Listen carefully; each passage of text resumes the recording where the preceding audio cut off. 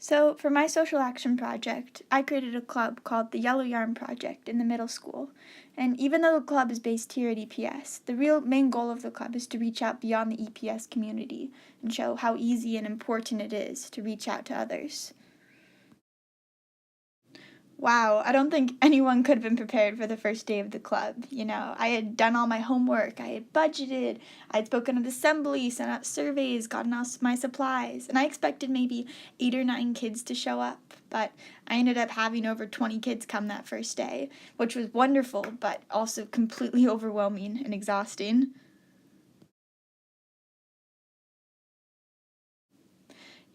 The kids really started to react to the Yellow Yarn Project like it was more than just an art project, which was exactly how I wanted them to see it.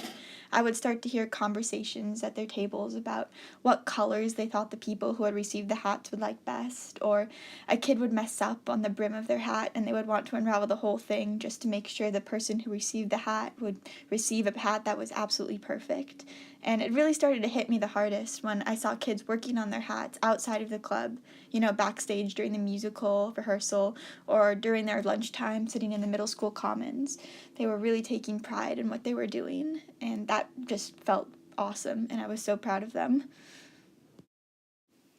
So, the Yellow Yarn Project ended up making about 18 hats of all colors and sizes during our first 6 weeks of running. The hats are currently sitting in my room because there's not much of a demand for wool hats in Seattle during June. But actually, I hope to be sending a few of these hats to Syria this summer through a local charity called the Salam Cultural Museum. I've already made contacts with at least one local homeless shelter, and when the club runs next year, I hope to make more contacts and give our hats to people in need. Overall, though, the biggest impact we've made this year is the personally signed tags that come with each hat, tied with a piece of yellow yarn. It sounds cheesy, but I really hope this touch will not only warm somebody's head, but also their heart.